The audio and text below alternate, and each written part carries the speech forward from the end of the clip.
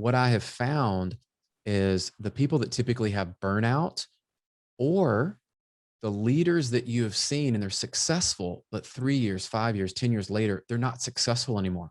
Why is that? Right. They did not take care of themselves and invest in their own personal development intentionally. Hey, everybody, welcome back to the How Did It Happen podcast. I'm so happy to have you here, as I am with every episode. And I am also fulfilling my promise to you today with another amazing success story. Brian Covey joins me on the podcast. Brian, thank you so much for being on. Mike, thanks for having me. Been looking forward to this and glad we connected. Yeah, me too. We had this first scheduled in May, and I think I was the one who had to cancel in May. And here we are in September getting back to it. So thanks for your patience and bearing Absolutely. with me. That's life. So let me tell you a little bit about Brian before we get started. So Brian is a lot of things, more things than most people. So he's a vice president at LoanDirect. We'll talk about what LoanDirect is. He's a soccer pro, ex-soccer pro, ex-Olympian, soccer dad currently, family man, wealth advisor, speaker, author, top-rated podcast host, and creative disruptor, which I want to dig into a little bit because I want to know what that means. Yeah. So here's a little summary. How do you go from pro soccer player to vice president of one of the largest mortgage companies in America? More importantly, what did he learn along the way? The answer is a lot. Once an Olympic USA soccer player, Brian quickly learned how to get cut and literally get cut. I like that. We'll explore that. Fitness and mindset became mysteries for Brian very early as his career was affected by the 2007 market crash, just years after his soccer team days came to an end, right when he was raising toddlers with his wife, Nicole. So since then, he's mastered the art of a growth mindset, the art of winning, the art of staying fit, all of which are very interesting to me and all my listeners. He believes in integration and health over all things. As I mentioned, he's an executive at loanDepot and all the other things that I said, proud father, all that stuff. He throws the suit down and coaches his daughter's league with joy several times a week. Thank you for being a coach. And it's Brian's mission with his new book, Conversations with Covey, to highlight some of the most incredible stories he's gotten to share on his podcast, The Brian Covey Show.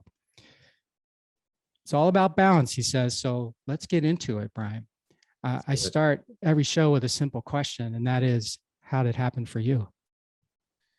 I think we covered some of it where I go back to a lot of us in our childhood. If you remember back where you started to kind of realize who you were and where you fit in and where you didn't fit in. And I'm probably like most people, I fit into some groups. I didn't fit into other groups. And I was an athlete at an early age. And I realized that would probably be my ticket to not only having friends, but to having some success in life. And there were some great coaches in my life. If anybody's ever had a great coach, my parents were both very instrumental, influential. They both worked. So they weren't always there for practices and certain things, but they made it a point to be at games and travel. Yeah. I remember some of the coaches that just took time in me. And my dad was one of the first ones too, at an early age, where coaches can shape you. And soccer for me created this competitive drive still to this day that I'm highly competitive. I love to compete in whatever it is. My wife would tell you, like, it doesn't matter if it's Monopoly or sports or anything. We like to win. And I think that is, for me, how it started and then transitioned into business, where in a way it was lucky in that I found someone that was a great coach in business and said, hey, come join our team. I'll teach you the business. I'll teach you real estate and mortgage and finance and all those things. And that just fit right into who I was. And I didn't know where it would lead to, but some almost 20 years later, I've continually just taken steps in the direction that I wanted to go. And I believe we're all on this journey trying to find the best versions of ourselves. And so every day I wake up and I compete, and I want to be the best version of myself, not just as a husband, but a dad, as a business leader. And that's part of why I started some of the things I did with branching out into podcasts and writing my book and just connecting up with great people. Is the only way we learn and grow, I think, is surrounding ourselves with great people, great coaches. And that's really, if you look into my story, there's a lot of other moving components to it of what I've learned through success and through failure. But that's what I believe has really gotten me where I am and what makes me uniquely Brian. And I want to get, I love the idea for your book, because my podcast and yours are similar in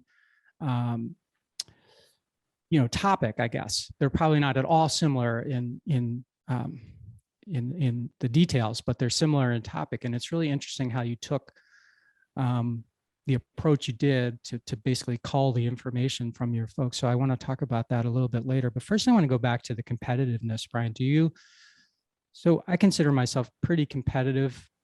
I say pretty competitive because I'm not competitive about everything in my life. I've learned along the way that can drive a person crazy if you're competitive about everything. Yeah. But I wondered about losing. How do you feel about losing? So I have ended up trying to find some areas it's different as a dad, because I started at such a young age. And to frame it up for people that don't know some backstories, I was competing on the national team and the Olympic team at like 14, 15, 16 years old. It's a very different world, by the way, when you're traveling over to Europe each summer. And competitiveness can come in different forms. And so I kind of approach the question this way of, I didn't know then what I think I know better now. At that point, I was always competing for a spot on a team. You're always competing for the coach's attention. You're competing for playing time, whatever it might be. You're competing to score and all of that. And that can be a driver for some people at that age. You see many, especially in kind of teenage years, they quit, right? I mean, that's a real thing. They get burned out is what we hear. And I think that competitiveness for some people can lead down a dark road if they don't understand why they're competing and have the drive for, you're competing not just for a spot on the team today, not just a spot on the team next year. But I was fortunate, and my dad's a psychologist, and it was great coaches in my life as well that were really kind of teaching me the game of life, which is you're always going to be competing. But I didn't really learn until later. The competition was against myself. It wasn't against other people because I couldn't control how they showed up, what effort they put in on and off the field. Right. The only thing that I could control was the effort I put in and what I was working on and how I was improving. And so that's probably one of those life lessons I wish I'd learned earlier. And it ties into, Mike, you'll probably know that the abundance mentality of sure. There's enough to go around. When you get in the marketplace and you get out of team sports, the reality is that there's enough market share and success for many people to win in that same industry. And so it's changed my vantage point some on the competition, but I'll tell you still to this day, part of the way that I train and work out and still take care of my health and my fitness is very competitive. It's in a class setting. There's coaches there. There's a time, there's reps on the board, and you're competing against yourself. And I think that there's some correlation to that in the rest of your life, if you take it from a healthy standpoint. Right. Yeah, I agree with that. You mentioned the kids that quit, and I wanted to explore that a little bit because I want your experience. I played high school sports and tried out in college and didn't make it, essentially. Football was my sport. But you mentioned, kids that quit, and I wondered what your experience was, because mine seemed to be, at least with some, ones that were told they were great, all along as they were developing, and they get to the point where, greatness is sort of very relative, right? You're great, and then you move up and you're maybe still great, and you move up and you're very good. And then, and I think some of them gave up on themselves because they didn't feel great anymore. Mm-hmm. So rather than doing the work that was required in order to stay great or be as good as you could, they just said, you know what? They make up some kind of excuse for why, it's the coach or whatever. Did you experience that with some of the folks you played with, or is that how what do you feel about that? So what I would say is this is, again, one of those lessons that I'm thankful that I had great people around me. And to this day, there's just an innate passion and desire. Like even when I'm out coaching my kids or helping out, playing in the side yard, and I still participate in men's league soccer, co-ed soccer, and still play for fun. Yeah. And so think about that. Some 20 years later, after I've retired, I'm still out playing the game I love. And what I think has happened is too many parents and too many young athletes are so focused on the result at that moment that they don't truly understand what winning looks like and falling in love with and committing to the process. Yeah. If you fall in love with that process, what I saw is athletes came in and they came out. Some grew at different times than others. Some peaked earlier, some peaked later. But the ones that fell in love with the process, for whatever reason, they just continually got better. They seem to have fun while they're out there, right? And when's the last time you saw an athlete frustrated that actually performed at a high level, right? If you watch the best athletes, and I was a huge Michael Jordan fan coming up, right? So, I mean, Jordan, even when he's sick, you can watch the look on his face, just the focus, but he's having fun. He's Yeah. intensely having fun. And I think that's what we need to teach athletes today is really how to fall in love with the process, the strength training that happens off the field, the speed and agility that's going to be needed. And I do think that the sports have evolved, right? Like, you look at today, and I'm training with my son this last weekend. He's 12 years old. He plays football. I don't know as much about football. I played 2 seasons. I'm like, hey, look, here's what I do know. Speed and agility matter, and your strength matters. So I can help you train that. And I remember putting him on the assault bike, which, if anybody knows what the assault bike is, it's torture. The harder you go, the more feedback it gives you, which is in the form of pain. And I challenged him. Let's see what you can do in a minute. And if you make things fun and you make that training in a way where I say you're integrating that into what I know is going to produce a result for him, not that day, not that week, but over time, he's building up this mental capacity that I would say is what he's going to need to succeed. And the last thing I'd leave with Mike, and we can dive into this more, is I truly believe what separates people, not just in business and life today, but in sports, I learned at an early age, things like visualization and the mental and the mindset and your identity of who you are. What's that self-talk? And I was taught at an early age, fortunately, again, with my dad being a psychologist, the power of visualization and the power of self-talk. Right. And that, for me, that has transcended over into all areas of my life now, where, look, we all have good days and bad days, things that happen that don't go our way. But what's your default that you go to? And I've been able to program in some of that to where that self-talk, I can flip a switch and turn it back when I start to stray, or have tools like visualization to know going into a meeting or going into a game, I can visualize what I want that to look like. And I think that's, in a way, it's a little bit of a superpower. The people that figure it out and the athletes that do it well, it does give you an advantage, because at some point your athleticism is only going to take you so far. Yeah. So that's really interesting. Let me ask you a couple of questions about visualization, because first of all, I feel like as you were talking about that, I thought, and you were talking about process, how do you get kids or athletes or even people in business, right? Business success in business, like on the field, is a process. It doesn't just happen. It's the repetition of things that work in a systematic way, essentially. Yeah. So when you're talking about visualization, do you think that long-term visualization helps, athletes or coaches teach athletes that to respect and honor and enjoy the process? Whereas if it's just like, this is a practice and I'm going to put you through the paces, and all they're seeing is the end of practice, it's a different thing. Do you see that? And then my second question to that is, are you a fan of short-term, mid-term, and long-term visualization, or do you see it differently as like all long-term or all, short-term or mid-term? So sorry to throw 2 questions there at the same time. Oh, I love that though. And the way I would approach that is what was worked for me, right? And I can only go off of, I can't get in somebody else's head while they're doing visualization and thinking about where they're going to be and how long they do it, how often they do it.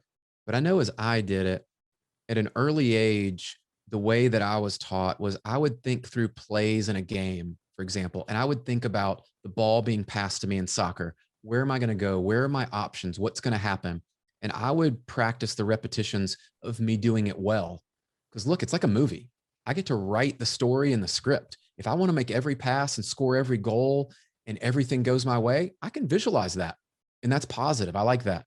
Right. The other part was, from a very, very early age, I also was trained to think about what would happen and how would I respond if I lost the ball, if I made a bad shot. How do you react?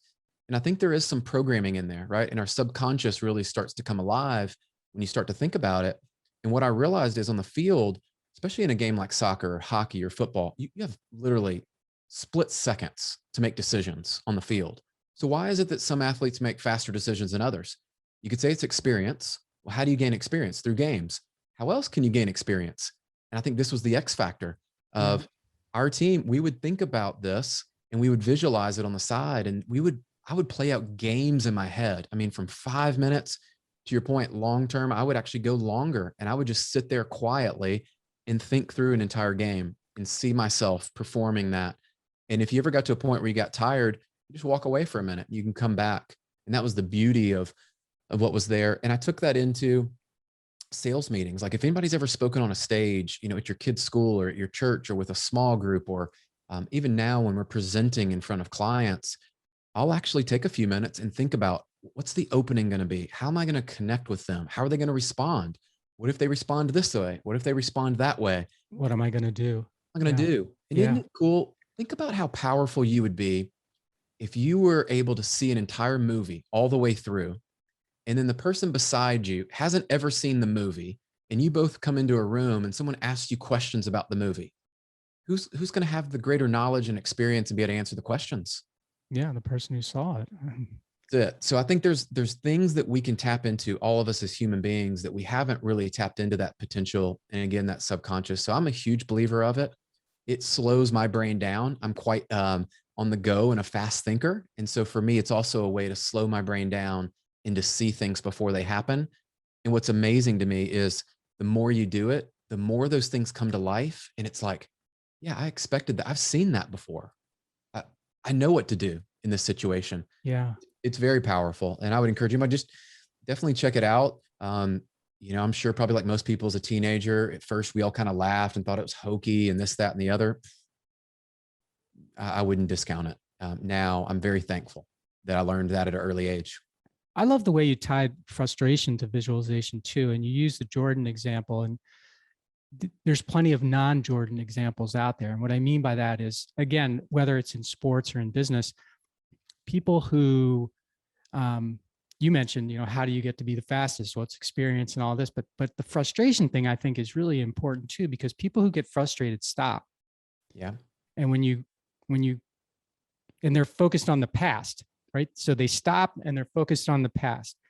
And people who visualize that they will get frustrated, things are not going to go your way, right? So when it happens, how am I going to keep moving forward?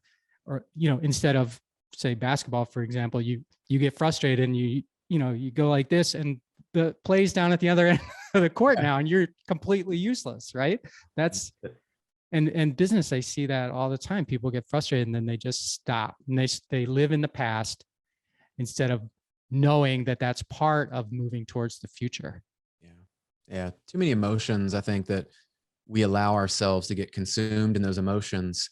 And, our team has this basically, I'd call it more of a slogan and kind of a belief, but we believe in actions being greater than our feelings. And when your feelings start to take over, what are your default actions, right? And if I'm feeling like I'm in a funk, or I've had a tough conversation or something, one of the tools I use, and I share this with our team, is I'll even go for a walk, right? Like grab my dog, go for a walk, clear your head. And I think too often we don't know what that default looks like. And maybe it's visualization for you and you just take the step back, but there's tools to help us through it, right? We're not wired to go, like people say, 9 to 5, nonstop, no breaks, nothing in there, but stress and chaos. That's really not how we're wired. Right. I think that's our productivity for many people. Or I would even say that's why people typically quit, because it gets so hard. They make it so hard on themselves, when the reality is a few intermittent breaks in there, some strategic planning in how they're going to visualize, how they're going to break up their day. Then you start having success. Well, what happens after you start having some wins? Well, right. You want to do it again, right? Like you want to do more. Yeah. Right. Yeah. I remember you had mentioned coaches a couple of times. In my high school football coach, Coach Ock, during the time that I was in high school, and this was probably an indication of my immaturity, but, he would bark at me. He'd say things like, you're paying for your summer of fun, Malatesta, I see. And I'd be like, but, I thought, he's just picking on me, but that's not what was happening at all. It wasn't, he wasn't picking on me at all. He was saying, you've got more capability than what you're showing me right now. And there's probably a reason for that. That's your responsibility, right? So now that we're here, how do we get past that? Because I need all the capability you can give me on the field, and in practice, whether practice or the game. So yeah, I remember it fondly now, but at the time, not so fondly. I'm sure you have a bunch of memories like that as well. Oh yeah. When you mentioned in your bio, that you learned how to get cut and then literally get cut. And I think I know what that means, Brian, but I'd like to know what it means from you. Oh, so this was part of my journey, and I share this with people, and probably a lot of people can relate to this, is, I got cut from teams at an early age. Actually had made it on the national team for the U17s for the US. And then I'd made it into the Olympic team pool, and I got cut before they went to Japan that year for CONCACAF and all that. And so I learned at 15 what it was like to have a dream, to make it all the way where you think you're going to make it there. And then in essence, you get cut and you have a response that's required. And I remember even then, when I was supposed to go to one college and the coach transferred out, and then I ended up, which was a blessing in disguise, ended up going to Memphis where I live. So my parents were there and I had a great foundation, kept me out of trouble in a lot of things. But in a way, it was like I would have gotten cut from the team had I gone to this other school. Like, and those things just started to happen. And in business, I remember not getting jobs. And you can call it getting cut, you can call it getting fired, you can call all these things. I wasn't chosen. I was not the person they picked. Right. And each one of those opportunities was a lesson in there. And I wish the book Extreme Ownership by Jocko and Leif, I wish it had been out years ago when I was going through that, 10 plus years ago. But some of those, you don't know the lesson until years and years later. And so that was the part of like getting cut. Now, the second part of it, I will tell you, is that helped me build a mindset. That part of what I realized that I was wired at an early age, which is interesting if you tie this together with the sports success that I was able to have at a young age. I also was an overweight kid at 12 and 13 years old.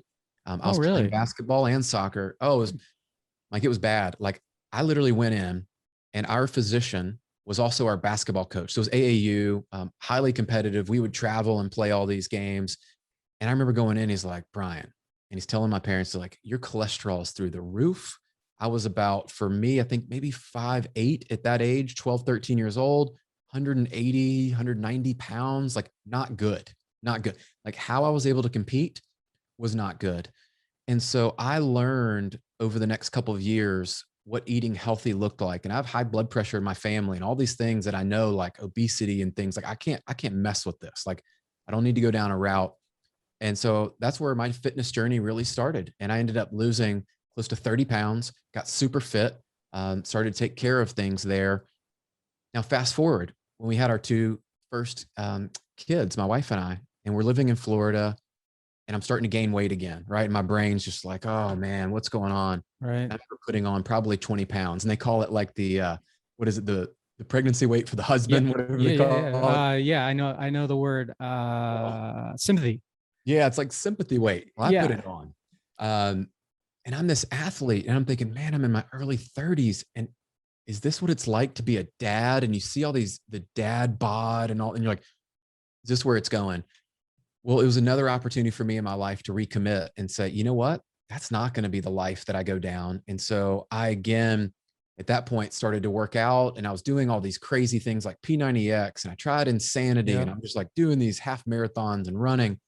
And I found CrossFit at about 35. I think I had a friend that invited me. And so I again went on this journey to get cut. And that was just my brain of like how it thinks is, how do I become fit? And over that time, it's been a journey of, how do you integrate that in and be fit? Because I do believe that part of who we are translate. Because look, if I don't have my health and I don't have my mental health, all the other skills are for naught. They don't matter. And my kids are watching. Right. And so that's kind of the bio piece that we joke. It's like, man, I got cut from sports teams. And then I had to figure out how to lose weight and get cut in the gym, because sometimes that's your only outlet to deal with stress and to get fit again. And is CrossFit something that I'm assuming you've maintained your CrossFit regimen routine? I have. So I'm in a group called Iron Tribe here, which I absolutely love. And it's kind of a mix between CrossFit and, I say, in like a boot camp with some high intensity, with some running and rowing and biking. And for me, has been phenomenal. I love the class aspect of both of those. And then I love the strength training with the endurance training and all those things that come with it. Look, there's accountability. Look, you have coaches there. If you don't show up, what's cool about our group, I would tell you, Mike, is this is why I subscribe to this proximity is power, and who you associate with matters. Is like, if I'm not there, people call me out. Like they're going to send me text messages and hit me up on Facebook. Like, where are you? And I love that, because that's, again, back to the competition and that drive in me. Is I love to show up and have other people around me, and they're competing too, right? Like they want to be their best. Yeah. Now that fuels something a little extra inside you. And I tell everybody, I can work out here on my own, and I'm going to get by. It's going to be a good workout. Some days it's going to be a great workout, but it's just not the same level of intensity as when you put yourself in a room with other people that are competing and fighting for their best for that day. Same in business. I have a friend who's in his 50s, like I am, who's been, very, very hard, all in CrossFit for a long time. And he's looks like he's in tremendous shape. Like you look at the guy and you're like, oh. He competes in the CrossFit sort of global contest. Do you do that as well? Not anymore. I did Okay. in my 30s. And then earlier this year, it was interesting. I tore my bicep tendon. Ironically, I'm playing soccer, and a weird hyperextension that happened there. But I will tell you this, is it's good that I had a base in so many areas, and that allowed me to rehabilitate, I think, faster. I'm almost 6 months at the end of this month. I'll be 6 months out from surgery, and everything I've read and everything I've gone through and what I was able to do to regain my fitness and not be able to do some of the things that I was used to, right? I couldn't pick up a barbell. Yeah. Couldn't do pull-ups. I couldn't ride the bike with the pulling. I couldn't row for months. All these things I couldn't do. And I said, well, what can I do? And I put myself all in on that. And, things like walking with my wife became like the highlight of my day. Literally, like when you can walk, that's about all you can do when you're in a sling and you're not supposed to do much. I think that's what, again, my mindset was just trained for that. And so, what I would tell her is like, you need to be battle tested when things come your way. Like, are you going to quit, or are you going to do what you can do with what you have? And I've always been one. It's like, we're not promised tomorrow. So you got to do what you can do today and find the joy and the blessing in each day. Yeah. And what you can do. But I would say that the CrossFit piece and Iron Tribe now, what a foundation, because if I'd been out of shape, I can't imagine what the rehabilitation would have been like. We have something in common there. I also tore my bicep tendon a decade, or maybe a little over a decade ago. And it was the weirdest thing, because I was standing up on a bench taking a painting off the wall because we were going to move it. And I just picked it up in a really weird way. And it just, I almost passed out. It was like, because it's not fun. It's not one of those fun things. Probably, it may not be an Achilles, but it's not fun. Yeah. And so I remember finally when we moved, I actually got rid of the sling that I had for the whole time. And, but you're right. When something happens like that, you get very appreciative. I suppose, like when you lose anything, you get very appreciative of what you have and what you can still do. Because it's easy to be like, oh my gosh, I can't work out now because, my arm's in a sling. So. Right. And woe is me. And what I did take away too, and this is something for anybody, is like, we got to take ownership in that moment. Nobody's coming to save me and help me. Right. Like all my friends that I train with and work out with, they were super encouraging. But look, they're not going to show up and get on the bike with me. Although some of them, I will give them credit. It's great to have a wonderful circle and tribe around you. Yeah. Is everybody from my wife to some of my best friends were like, hey, if you want to just like ride the bike and us come over there and like ride with you or walk with you or whatever, man, the power of having people in your corner and your tribe is pretty much the deal, I think. Sure. Yeah. So when you got out of college, Brian, what were you looking at in terms of a career? Had you been thinking about things outside of soccer along the way, or were you one of those guys who was just like, I'm all in on this, and if it doesn't work, I'll figure it out, someday. Yeah. But it's going to work. Oh, I can remember, and I was actually sharing this with my oldest, is our daughter, the other day, and she was kind of asking me some questions around that too, because she's 14 and she's a freshman, and she's visited some colleges and things. And I remember vividly, like in college, we had a great business program there, and I was surrounded by people that were great professors. And I started to fall in love with like economics and finance and marketing and all these things. And I had some of my friends' dads, and they worked, financial planning in the banking industry and all these. And I was like, man, that looks really cool. They dress up, they wear suits and drive nice cars. Right. It looked like this could be for me. And it started to align up. So I remember trying to do some internships. I got drafted out to go play soccer professionally. And all the while, I'm thinking, wow, I don't really have much experience. A couple times that I'd had injuries, I would go and I would sell clothing. Like I worked in a retail shop in the mall. And so I'm like, I don't really have much experience outside of coaching soccer. And I remember coming back after I had played and I had a couple credits left. I had promised my parents I would graduate. Like that was my one commitment is, look, I'll go play, but I'm promising, like I'm coming back to graduate. Well, when I graduated that summer after playing the last season, I went and started interviewing. Well, funny enough, no one wanted to hire me because I had no experience. Hmm. Well, I went to a job fair just out of the blue on campus. One of our professors said, hey, you should show up to this. There's going to be some people there. And I remember finding a company and meeting the managers and everyone. They're like, we love to hire athletes. We love people that are competitive. We will teach you. We will train you. And I'm like, hold on. Like you'll hire me, like no experience over here. And I'm so thankful. And I think it was one of those God moments in a way of like, this is where you need to go. You need to learn your skills in your trade and learn how to sell and learn the industry. And I'm thankful to this day that I started at the very bottom, like literally at the bottom is almost like an admin type, just learning the business, picking up the phone, setting appointments, and was able to get trained, which later on definitely is played into my development. But that was probably like many people. I didn't seek it out per se, and it started to happen. And I had a moment I was going to go back and play. And then it was just like, you know what? That desire in a way had gone down enough to where I was like, I don't have to go back. I don't feel like there's anything left. I think I could have gone either way and continued to play or gone down the journey I've gone down. And either way, just to make the most of it. And it sounded like, as you were explaining that, you didn't have this expectation that, I'm something special here and you're asking me to start at the bottom. You were sort of more like, yeah, I've got this skill set, but I don't have any real job skill set, except, my discipline and my, visualization and all of those other things, but I don't have anything I can quantify on a resume for you. And they offer you something and you were grateful that they offered you something. And one thing I always tell people is, and it seems like it's harder now than maybe before. So, maybe I'm showing my age, but I always advise people, don't worry about, where the opportunity is going to take you 5 years from now. Just say yes to the opportunity and then work as hard as you can. And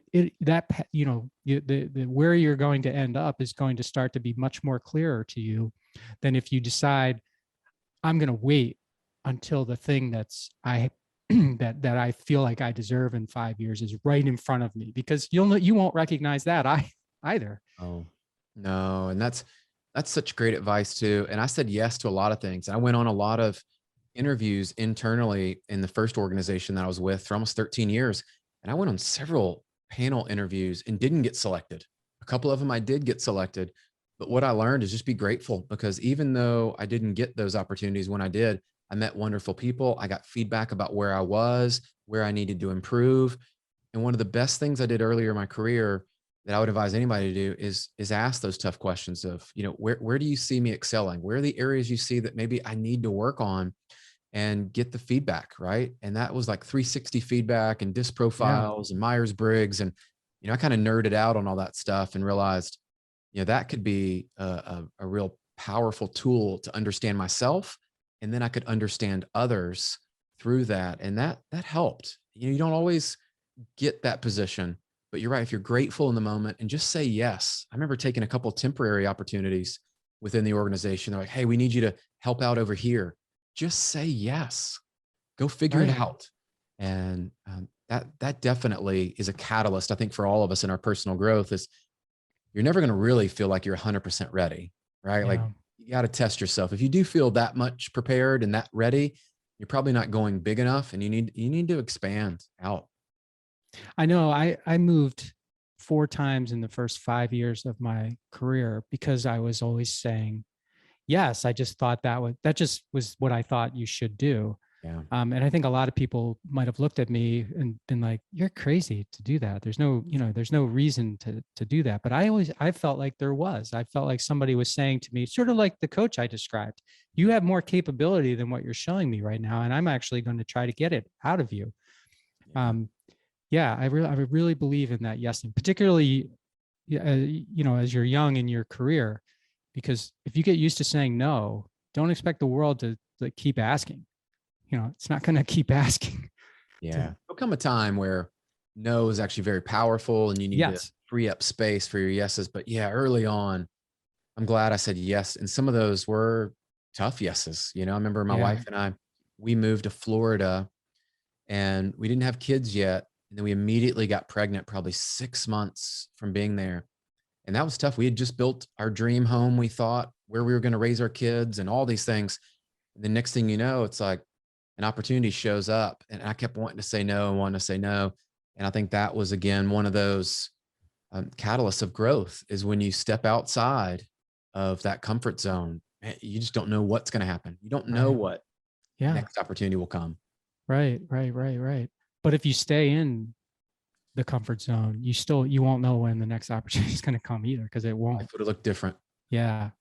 So I'm really impressed by people who have codes or tenets or other types of things that they use to live their life or guide their life.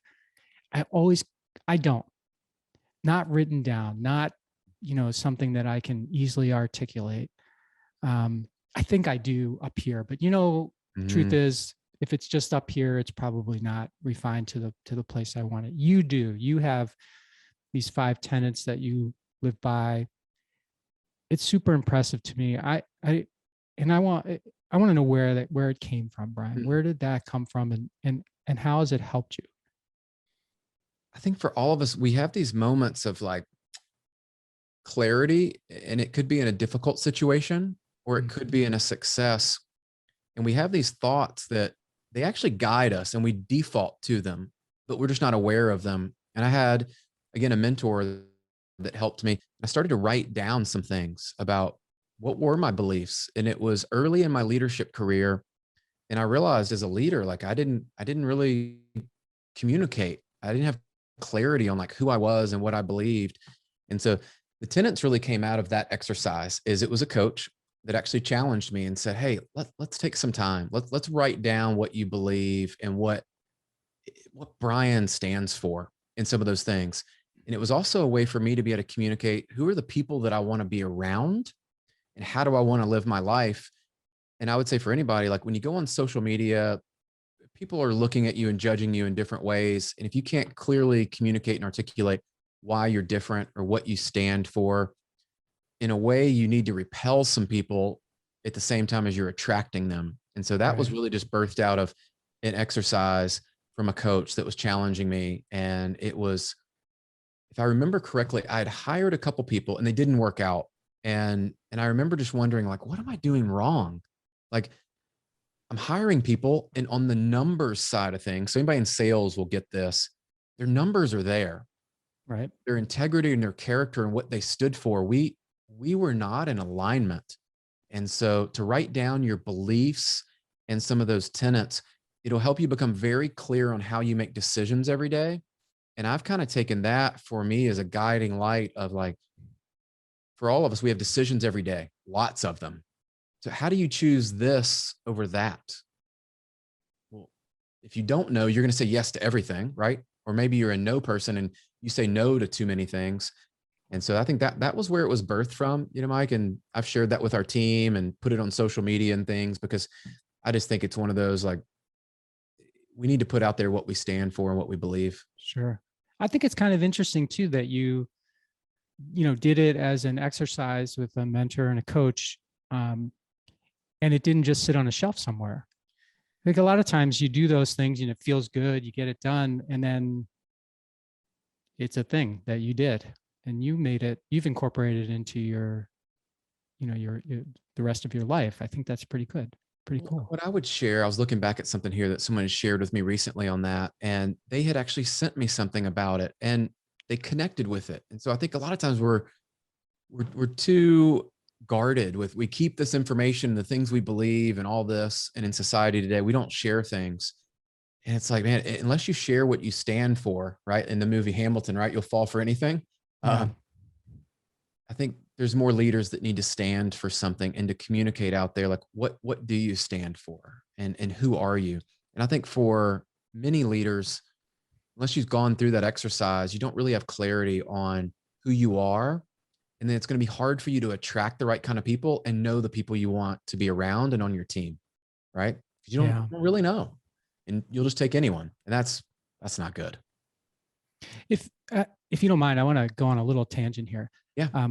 Because something that you said when you were explaining that about making decisions and stuff kind of piqued my interest, because I got my first book coming out in November. Nice. And it's kind of a philosophical memoir about, my entrepreneurial journey, but its intention isn't to be a story about me. It's to be a story about that journey. And one of the chapters I have is, I kind of work through my thinking on the difference between decisions and choices. Mm-hmm. And I'd like to get your perspective on it, because I feel like there is a difference. It's not just semantics. There is a difference between making decisions and making choices. And in life and in business, we're sort of programmed to make decisions rather than choices.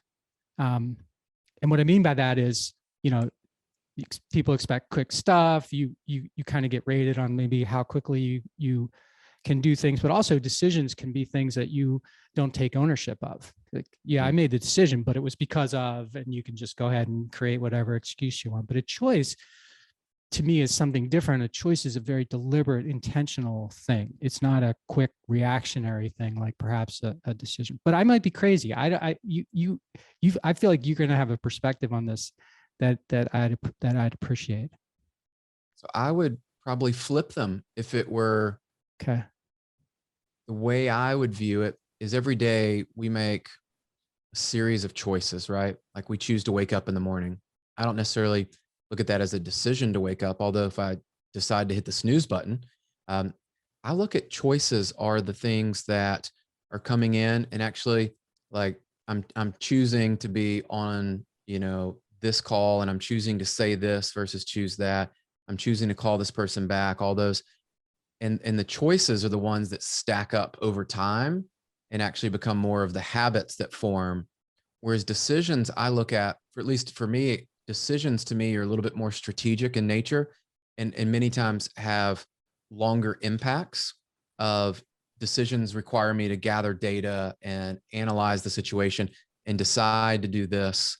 And it's more of that longer term commitment, just the way I view it, like thinking through.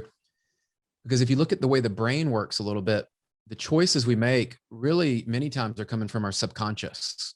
But to decide, typically you're deciding between one thing and the other.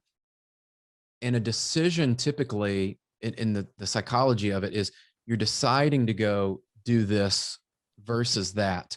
And choices to me are just doing things through the day. Like there's a stacking of things. But look, somebody could totally prove me wrong and tell me, hey, Brian, that is not accurate. But that's how my brain thinks about it. Okay. And I appreciate you sharing that, because now you've got me curious, and I'm going to have to go and okay, let me dig into this one, because well, and I'm not suggesting for a second that I have the answers, but it's an interesting discussion, because they're two similar words, but I think they mean something different. You have your feeling of what they mean. I had my feeling of what they mean, but at least we were on the same page that they're not the same. Yeah.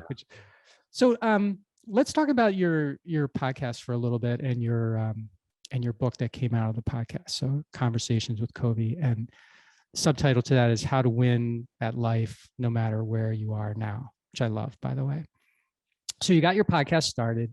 Tell us a little bit about what that is and why you got started with it, because it's kind of weird too. And sorry, I don't mean weird, but a guy that's, got a high level sales position with a company that's got 6,500 or some ungodly number of of team members, Yeah. usually isn't, doing this kind of thing, having their own podcast, even writing a book. It's not something that normally happens. Most people are sort of focused on, what they're doing at loanDepot or whatever company you have. So I'm curious what got into you, what made you want to get started, and not just get started, but then take it in a direction that I haven't even taken mine in, and I should. Yeah.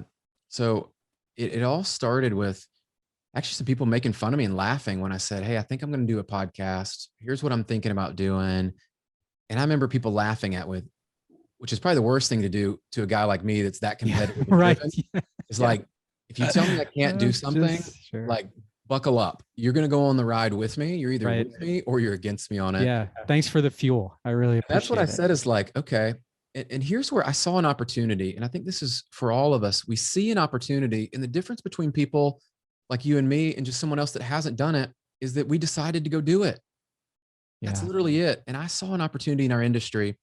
And to your point, yes, I'm an executive at a large mortgage company at loanDepot. And what I saw was customers and people that I wanted to build teams with, right? So I do a lot of recruiting and business development and build teams across 8+ states. And I saw this trend on social media that people are going online on their phones at an alarming rate, honestly, the amount of hours they spend in a day. And I recognize this trend of people still do business with people that they know, they like, and they trust. I Yeah. believe that still happens. But I also believe that there was a gap between the companies branding themselves and actually being people. And what I Mm. started to see was this gap needed to be filled with people like myself, that I'm not an influencer or, what do these people call themselves, gurus or any of that stuff. But I do believe I've built a lot of great connections over the years. There's a lot of life experience, and there's a lot of things I'm going through in my journey that I could share with other leaders and people at other mortgage companies, honestly, real estate companies, whatever industry. And that gap existed that I saw no one really filling properly, in the sense of this kind of surrogate or attractive leadership, meaning that if I recruit and want to do business development, and I can now put my message, and again, back to the 5 tenets, if I can share these things about what I believe and what we're doing and attract people in and give them an inside behind the curtain view at our culture, and I could attract the right people, well, my recruiting efforts now just expanded. How many people can see a video versus I can call them? Think about that on a Monday. I was brought up in the old school of you're calling 50 people on a Monday. That's just what you do. You call them. The reality is that's not where people are answering their phones. Yeah. Yeah. They Right. show up, Yeah. show up on social, right? So that to me was a shift that no one was really leaning in on. So if you want to be an innovator and kind of the creative disruptor piece, that's where I want to disrupt the business and attract people to us that we could then choose who we wanted to invite on the team and who we didn't want to invite. Now, that doesn't mean that we're not calling people. It doesn't mean we aren't texting people. It doesn't mean we aren't doing type of lead campaigns. And so we're doing all that. But at the same time, what I know to be true and I believe is people go online and research you at an alarming rate today, whether they're buying a home and they're looking for a real estate agent, Yep. looking to get financing for their mortgage and they want to look online, or they're just looking to see who you are. They're going to look you up online. And how do you show up online? Well, I believe it matters. And I made the decision I was going to take control of how I showed up and people saw me online. And if you can follow me through this thought press, Mike, this was where I saw we really started to win big. Is before I had conversations, people were going online. They knew what I stood for. They knew I had 3 kids. They knew I was passionate about soccer. They knew all this stuff about me. How much better is that call when you Right. know, like, you know some things about me. I know some things about you. So I would just say we took a different approach to how we wanted to grow the business and grow the team. And that's why I did it. Kind of number one. Number two would be, man, the network that I'd built, I felt like it had value. I felt like there were people that I could have conversations with. That's why it was Conversations with Covey. Yep. And I could share those conversations and we would bring in their stories and it would be hope-filled messages and inspiration, not always of success, but also how they failed and they were empowered by that failure. And then we would give them tactical advice of how do you win in this area of your life? And we would bring on experts. And for most people, look, they couldn't afford to get all of these people to spend time with them one-on-one. That'd be quite expensive. Right. 2, they may never get access to these folks, right? They may not have access. And then 3rd, they may not know who they are. And I wanted to showcase their greatness. The last one, number 3, I would tell you, and you've probably seen this in your own podcasting, is I wanted to improve as a communicator, a listener, a speaker, someone that researched well, and just overall my skills, I wanted to improve. Well, thank goodness I did it, because during COVID, no longer am I speaking on stages. No longer am I doing face-to-face presentations anymore. How do you get better? Right. I mean, we're on Zoom calls every week. Thank goodness that we took that step. So the last part I would say was a bit selfish, in the sense I needed a vehicle to work on my own personal growth and development so I could become the leader and improve my skills. And that was the journey for me. And wow, has it given me more than I ever expected back. And I think that's, for everybody listening, what he just said is super important, because when I'm 55, you're younger than I am. And I was, I had my own company. So I wasn't in a big company, but we worked with big companies. And the thing that I found, and my company was bought by a big company. And what I found through my own experience was people that work in big companies, or even people who work in private companies, they think that their life is just the company. Mm-hmm. And the company is always more important than them. And that's probably true, but it doesn't mean that they can't be individuals. Yeah. Because you can be an individual, like what you described. You became more of an individual, more of Brian Covey, but it was for a lot of reasons that helped, your business, your professional career, all of that stuff. And I think, so many people hide behind, like, I'll just be in your company, you got 6,500 employees. I will bet, and hopefully you won't tell me I'm full of crap, but I will bet that most people don't have big networks. They don't have big networks because their network is who they work with. Even in a 6,500 person company, they only work with certain people. So their network is really small. And they think, well, this is all the network I need, because see, I'm here and I'm filling, and they don't realize how small their network is until their opportunity changes, or they, want to make a change or whatever, and they just don't have it. You have to, Harvey McKay always said, you have to dig the well before you're thirsty. And it sounds like that's what the approach you took. I think it's a very smart approach. Well, for most folks today, you're still doing business with people. And at the end of the day, if you listen to anybody out there, I mean, Gary Vee shares this. I know some other people, it's not news or new to anybody. Right. But your relationships and getting attention for the right reasons is really the new kind of commodity, in a way, of like how we connect with people, how we choose to work with someone over another person. Could just be, well, I've seen Brian's videos and I like him. Like, easy to find. Yeah. Easy to find. He's friendly. Yeah. So look, I'm one of those. I'm going to work hard, but I also believe in working smart and paying attention to what trends exist. And I also shared this with our team, and I got several on our team going on the journey with me. Not all of them, right? Full disclosure, not all of them are on social as much as I am, or as much as I think they even should be. But the reality is, the ones that got on the board early, put themselves in the game, they're exponentially growing these amazing teams. It's not by accident. Like, there really is a science to this. And that's what I love to show people is, as the leader, I have to go first in that, though. Because can you imagine if I'm like, hey guys, you need to go on social, you need to post these videos, you need to share with people what you believe. I'm like, yeah, but you don't do it. Yeah, but it's a good idea for you. Right. Yeah. So one other tangent. You mentioned selfish. And that's another buzzword with me, because the subtitle to my book actually is How Getting Selfish Got Me Unstuck. And selfish is such a horrible word. Everybody's like, oh, so nobody wants to be called selfish. But I think, sort of like with the visualization that we were talking about earlier, as for leaders, to be a good leader, I think you have to get selfish first before you can be selfless. Because if you're selfless first, and I think this is my own experience, I feel like I was selfless for a long time, and it kind of allowed myself to put everybody else first, before I knew where I wanted to take everyone. And so, you're kind of, I felt like I kind of use it as an excuse not to do my job. Mm-hmm. Right. How do you feel about that? Yeah, I think oftentimes I've been kind of a victim mentality to that, where I would let myself believe that I was being selfish because it was an excuse to not do Yeah. something that I know I needed to do. I was afraid to do. It was hard work. It would put me outside of my normal comfort zone. And it was like, man, do I have to do that?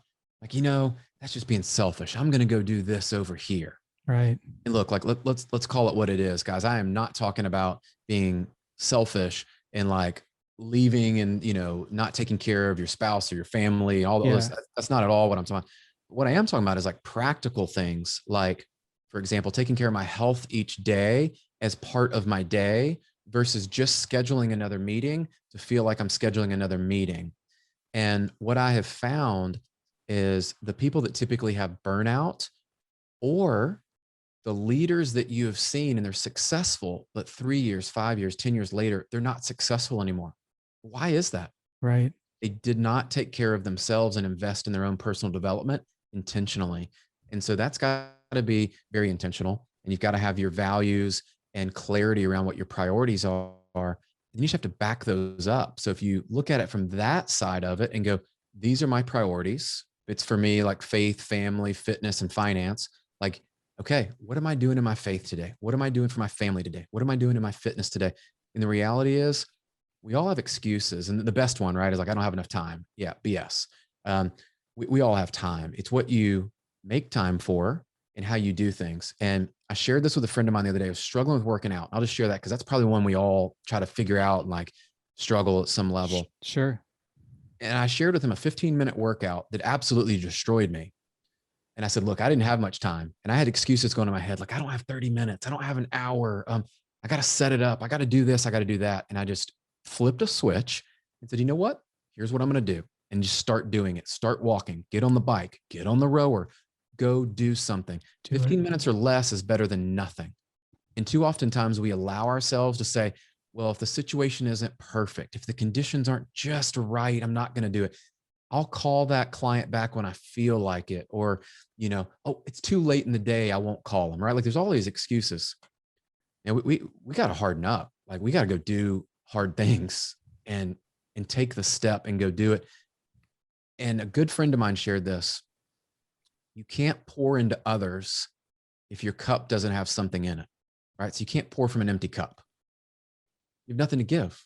Right. If you don't put things in, reading, like for me, like spiritual side, listening to people that are motivational on podcasts and putting some of that in, that's going to come out in conversations. It's going to help shape who I am. It's going to help with my decisions and my choices, like we talked about. It's going to help me every day move a little faster, make better choices and decisions with things. It's going to allow me to connect with great people. And there's something about it, right? Like, even take the podcast we do. Some people might go, oh man, that's really selfish. You're taking time away from the business or this, that, or the other. I go, well, if you want to look at ROI, if you're one of those folks, like I can show you the ROI because I know how to back into that. And it is hard to quantify on some levels, but on many levels, if you don't invest in yourself, it's a dead end road. It just is. Yeah, for sure. Yeah. Like the selfish thing, if you gotta, to me, being selfish and been not in a bad way, you explained it better than I did in my book. I think you explained it better. Thank you for that. But that keeps your cup full. And then you have a lot to share with people. And if your cup's empty, you're not doing anybody any favor, yourself, nor anybody around you. That's right. Yeah. That's right. This has been so much fun getting to know you, Brian. Thank you so much for being on the podcast today and telling us about, intentionality and visualization and just do the hard work. All that stuff it works. It just works. And be visible, because if people, the most visible people get found, and the people who get found, are trusted, and you do business with them. So this has been so much fun. Thank you so much. BrianCovey.com is the website where you can find out all about Brian. Is there some other way you want people to connect with you? That is the best way. I'm pretty active on LinkedIn and Instagram, but you can find everything just on the website there at BrianCovey.com. And we've got the podcast, the book, Some really good resources too to tap into. I'd encourage you, if this has spoken to you and you enjoyed any of it and you want to hear more of that, definitely connect up with me. Let me know where you're at, what some of your takeaways were, and how I can support your journey. I'd love to do that. Thanks so much. Awesome. Thanks, Mike. Thanks for listening to this episode of the How Did Happen podcast, where we believe that success doesn't happen unless you make it happen. You can subscribe to the podcast on Apple Podcasts, Google Podcasts, Stitcher, or wherever you like to listen. And while you're there, please rate it and leave a comment as well. I'd love to hear your thoughts about the show, ideas for future guests, or whatever you'd like to share. And of course, you can always find me at MikeMalatesta.com. See you next time. Thanks again for listening to the How Did Happen podcast.